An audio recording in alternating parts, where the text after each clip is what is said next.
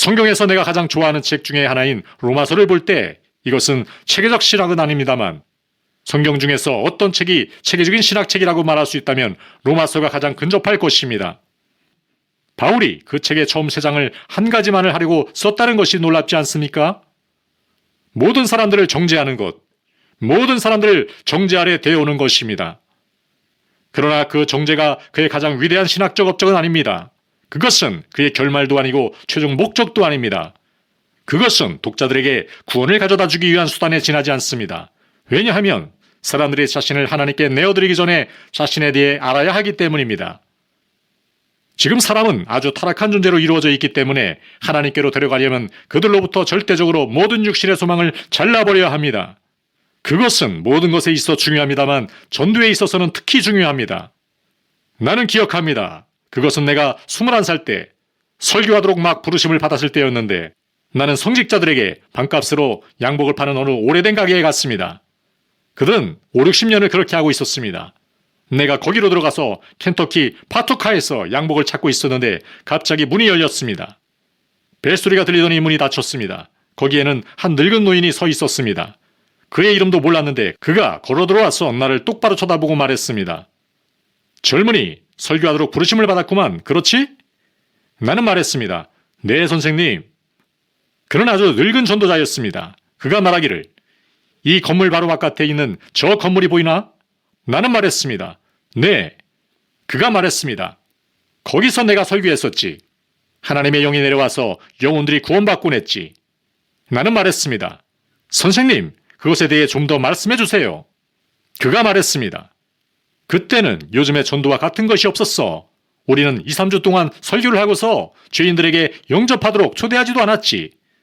우리는 그저 하나님의 영이 일하시기 시작하고 사람들의 마음을 깨뜨리실 때까지 그들의 마음을 쟁기질하고 또 쟁기질하기만 했지. 내가 말했습니다.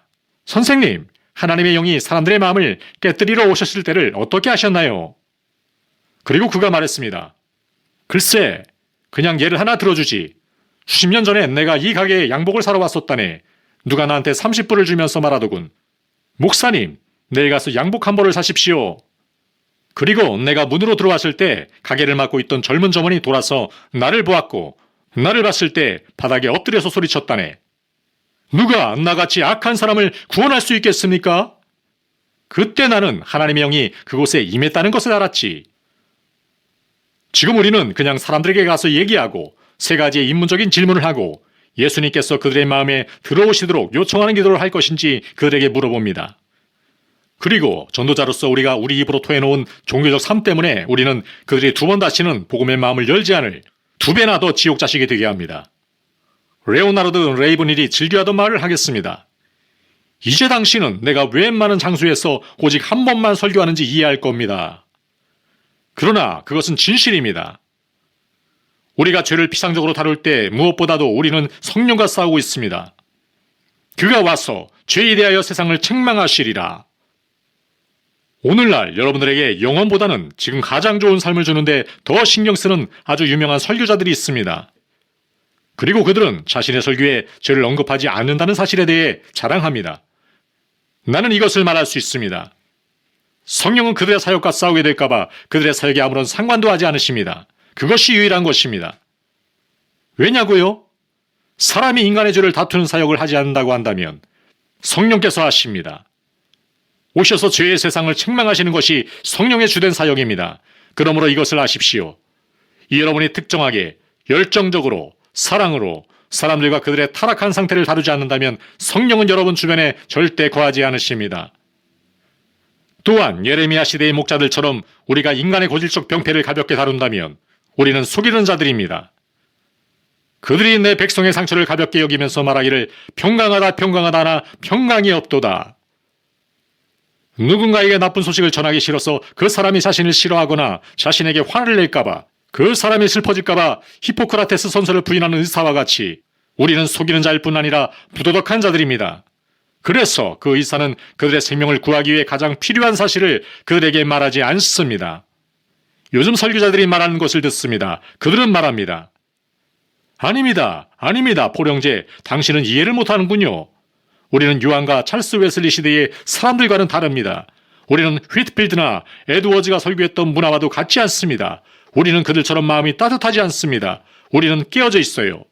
우리는 자존감도 별로 없습니다. 우리는 의지도 약합니다. 우리는 그런 설교는 감당할 수 없습니다. 내 말을 들으십시오. 그 사람들의 삶을 연구해 본 적이 있으십니까? 그들이 설교했던 것들은 그들의 문화도 감당할 수 없었습니다. 아무도 복음의 설교를 감당할 수 있는 사람은 없습니다.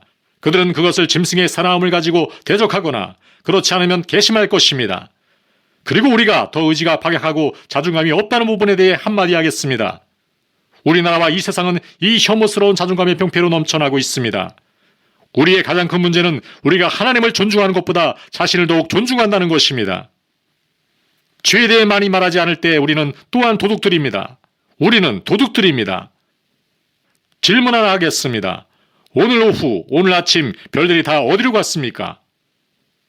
어느 우주거인이 바구니를 타고 와서 별들을 다 따서 담아가지고 다른 곳으로 가져갔나요? 오늘 아침 별들이 다 어디로 갔을까요? 그것들은 거기에 그대로 있었지만 여러분은 그것들을 볼 수 없었습니다. 그러나 하늘이 점점 어두워져서 밤이 칠흑같이 캄캄하게 되면 별들이 그 영광의 풍성한 가운데 드러나게 됩니다. 여러분이 인간의 급진적 타락성에 대해 가르치기를 거부할 때 여러분이 하나님과 그분의 그리스도 그리고 그의 십자가의 영광을 돌리는 것은 불가능합니다. 왜냐하면 예수 그리스도의 십자가와 그의 영광은 우리의 타락성의 바탕 위에 놓여져 있을 때 가장 광대해지기 때문입니다. 이러므로 내가 네게 말하노니 그의 많은 죄가 사하여졌도다. 이는 그의 사랑함이 많음이라. 사함을 받은 일이 적은 자는 적게 사랑하느니라. 우리는 사람들에게 그들이 얼마나 악한지 말하기를 두려워하고 그로 인해 그들은 결코 하나님을 사랑할 수 없습니다. 우리는 자신을 자랑하지 않고 훈계를 따를 기회를 사람들로부터 강탈하였습니다. 지혜가 있어서 이 일을 깨달을 만한 자가 누구며 여호와의 입에 말씀을 받아서 선포할 자가 누구인고 이 땅이 어찌하여 멸망하여 광야같이 불타서 지나가는 자가 없게 되었느냐.